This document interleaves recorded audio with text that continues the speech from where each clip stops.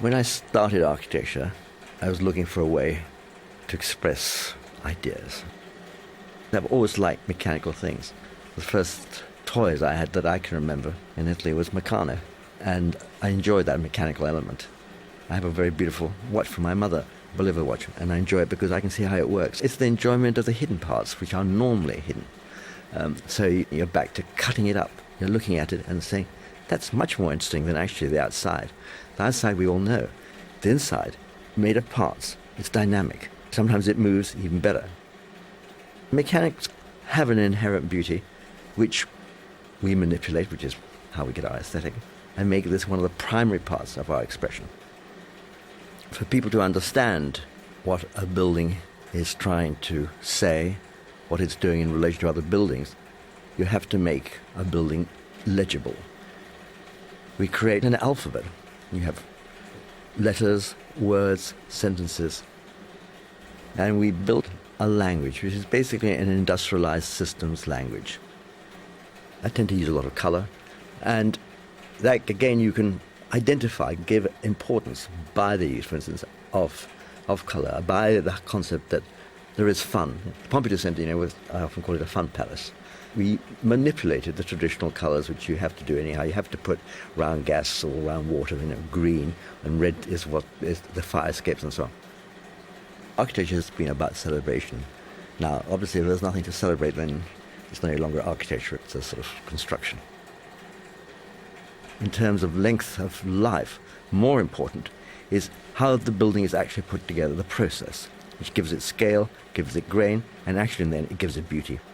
You might take all the mechanical services out, the air conditioning, the toilets, and all the other elements, staircases and so on, which serve a building. So you separate the long life and the short life. That also allows you, inside the building, to have tremendous flexibility because you've taken out all the pieces that usually interrupt the building from the middle of the floor. And therefore it can change from market space to office space to, let us say, university. And all you do is to change the services which plug on outside. The Pompidou is a very good example. Basically, we've got on one side, we have the streets in the air, the snaking escalator, the lifts going up and down.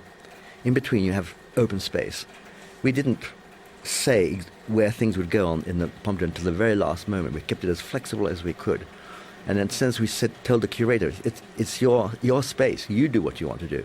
The size of a single floor is 2 football pitches. You theoretically could play football. It is a humanist approach. But it's also a very environmentally friendly approach because if you demolish a building every 10, 15 years, it's wastage. The beginning of a city is the room. And then you put a lot of rooms and you make a house, and then you make lots of houses and you make a city. So there isn't a very clear definition between inside, outside, or small and large. It's how you give order to those pieces. So here again you have a hierarchy, and that creates a very clear language, if you like. That really is like reading a book.